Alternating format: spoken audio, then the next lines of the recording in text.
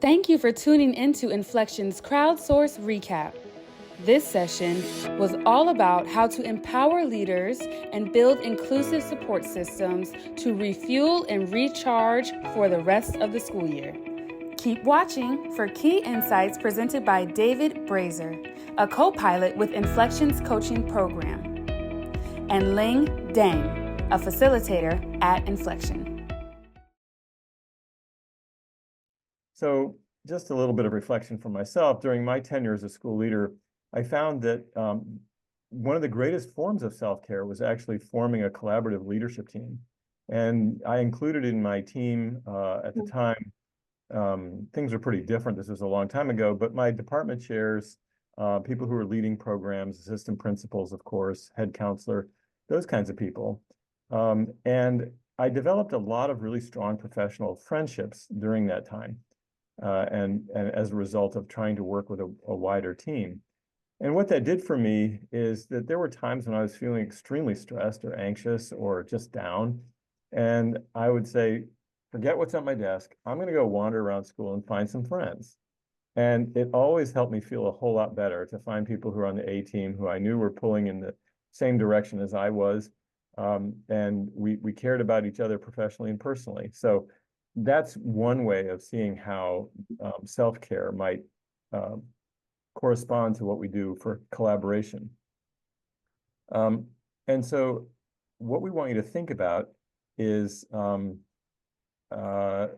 ways in which you can mobilize your A team. If you have an effective A team, it can create an environment where most of your team or the organization will develop a sense of ownership and drive to fulfill your school's vision. And so you want to think about who are the leaders in your school or in your organization if you're not located at a school site. And at schools, we often include students in that leadership team. The ASB in a high school can be very powerful and influential leaders. So who should you consider as a part of your A team? And what can you do to empower them and make sure they are part of the decision-making process and develop a deeper sense of commitment to the school vision and mission? So everything that happens has a reason why, or what we might call the root cause for the problem or the challenge or whatever it is that we're facing. A lot of times when we're working on ed leadership issues and trying to move schools and districts forward, we're thinking only about the content, the cognitive piece of what we're trying to do. Like we want students to have a more fulfilling high school experience or graduate with life skills and all of those kinds of what I would put in the cognitive bucket. And we look at the root causes sometimes of why those things aren't happening. But at the same time, we have a tendency to neglect the affective side, which I've become very interested in lately because in my consulting work, it bubbles up all the time. You run into a group that says, yeah, we have good ideas, but I'm really angry about this other issue. And so I don't want to talk about those things because I don't trust the district, that type of perspective. So I want us to think about root causes both on the affective and the cognitive side. And I've given some examples here on the slide that you're looking at. So an affective root cause might look like something like, I don't want to make others mad, so I'm not going to try to make change.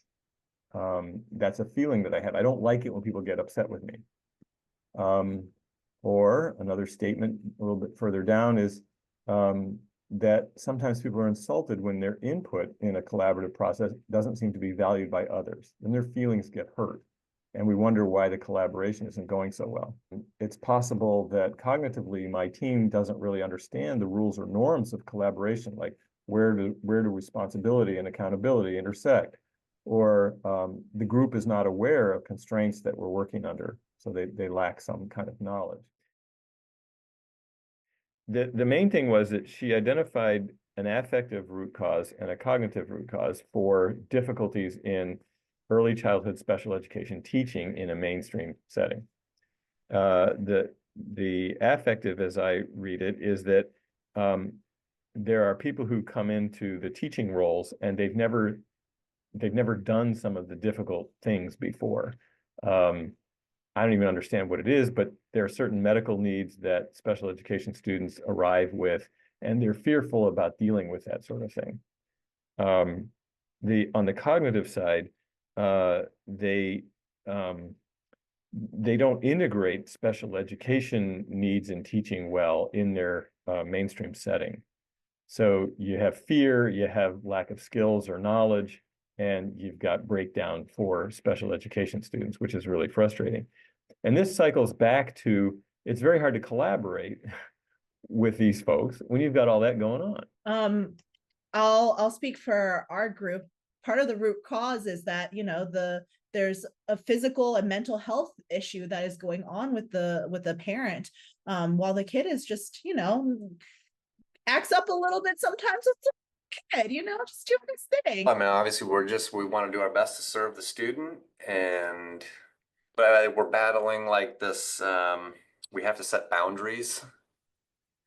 Yeah, we also have to be compassionate for who she is. And so that's kind of the line we're working. And then Christina shared a little bit about, as she coming into her school building, she is very collaborative by nature. That is just who she is. And previous administration was not as collaborative. So coming in, people are just like, whoa, what's happening here? I'm confused. And it was very much of previously giving you a directive, and then you just kind of people would just follow along. And now that's not necessarily what people are used to when Christina has come in and been like, hey, we're going to talk this out. You see this issue, let's form a team, a committee, and let's figure out some ideas and figure out what's working, and see where we can go from there. And people are just like, whoa, what's happening? What? This is something that we do. And Todd offered the idea of like, throw out like an easy win for people to be like, hey, this is something that you all did together, worked together, and look at how amazing that is. So I just wanted to share what this raised in my mind. I think with Todd's example, that's Todd, you had a wonderful phrasing for it, that we want to be compassionate and do right by the kid. To me, that's like a melding of the drivers or the motivations behind the work that we do, and it is indicative of the root causes of the difficulties of getting there. Christina, in your example, I think what happens is that when people get into deeply seated habits inside the bureaucracies we call schools and districts, it's really hard for them to visualize a different way of being. And so when you come into a school that has been treated in some fashion or whatever as top down, and you're saying, let's all work together, it's like, I don't know how to do that. You're asking me to bat left-handed. I can't figure that out because I've never done that before. Thanks for watching. For more resources on collaborative leadership, visit portico.inflection.org and be sure to keep an eye out for our next crowdsource.